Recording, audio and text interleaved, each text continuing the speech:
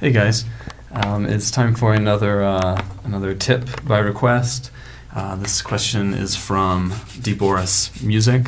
They would like to know how I approach one-handed rolls on marimba.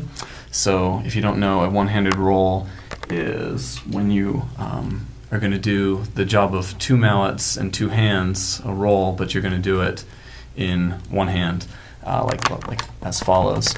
So here's your roll with two hands, and then with one hand you do the same thing. So DeBoris would like to know what exercises I use and what I recommend to do this. And the way I learned to do this was first to get my threes really solid and really loose and really relaxed, and also really fast. When they're fast, they're forced to be relaxed, so the relaxation comes from that. My student calls these threes, my student Christopher calls these hubbadas. He told me is what they're called. So what you're doing is getting two strokes with your first downstroke, and then getting a third one with your upstroke. So it's hubbada, hubbada.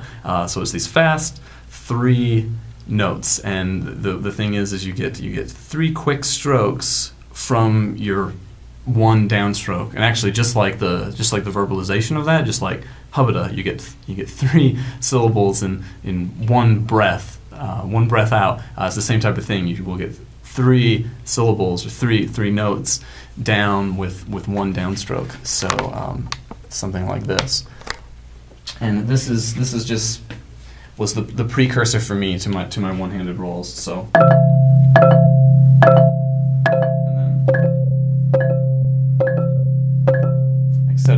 And the exercise I first learned this on was, sorry about my cameraing here. Let me try this again. The exercise I first learned this on went like this. You took a nice comfortable interval, like a fifth. The hard intervals to do this at, and also to do one-handed rolls at, are really wide intervals, like let's say this horrible ninth.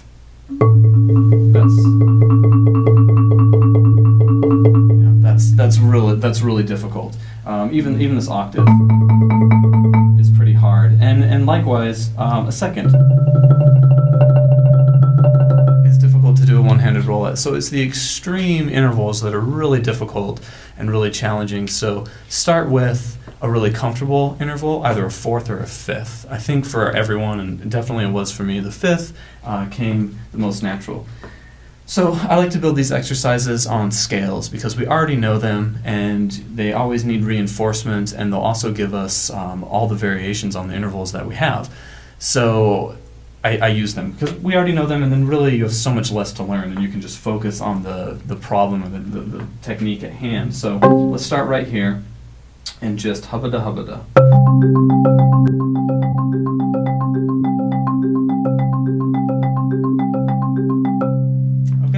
So you want to repeat, get comfortable, and do it a lot is important. The problem I find with a lot of students is they come and they just do it. And they go, oh awesome, I can do it. But you really need to train your hands by doing it a lot. And do it slow and do it fast as well. The one flick, the quick 1, 2, 3, will begin to take shape as you get faster. So.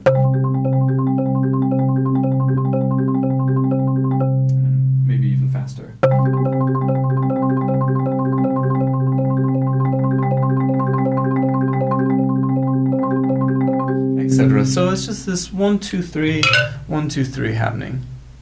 This. And honestly, I'm doing this with my hands, and it probably looks really silly, but it literally feels just like that to me. The mallets are just an extension of this floppiness on your hands. It almost feels like that trick where you do this finger snap. Everything is just very loose and meaty, and you let it just wobble. And that's whether it's fast or slow. If it's going to be delicate, it's going to be very slow. If you're down on the low end of the marimba, you're going to tend to want to do slower one-handed rolls. So yeah, you can also do it here, like on a tabletop, or on your other hand, or on your knee, or whatever. You can kind of always be practicing this. And then moving on, you will want to do all the intervals and you'll maybe, let's say we did a fifth, go down to a fourth, go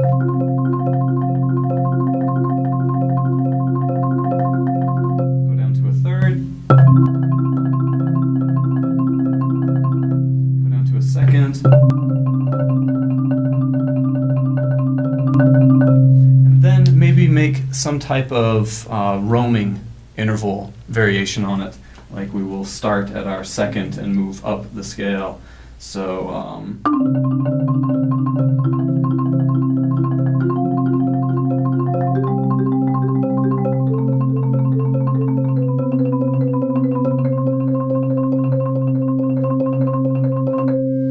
something like that. Make yourself up a stock exercise that you know and you can do over and over, and you can do in different keys. The different keys are important because they'll give you different angles to deal with, like B flat, for example.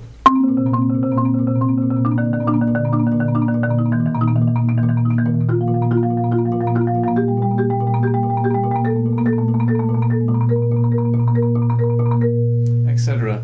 So as long as you take every angle into consideration, you'll be giving yourself a wide variety of practice. What needs to happen next? So the feeling of one-handed roll to me is this hubada feeling, but suspended. So you just sustain that. So you get used to doing it 3 real quick, 1, 2, 3, 1, 2, 3. And you get used to sustaining it. So you just maintain that relaxation. First you have to get that relaxation, then once you have it, you can just practice sustaining it. So perhaps the next thing to do would be this. Let's see.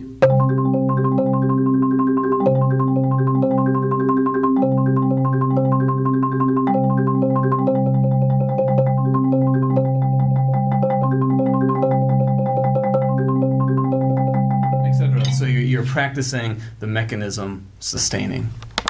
I think that's all I have to say about that. Do it a lot. Be patient with yourself.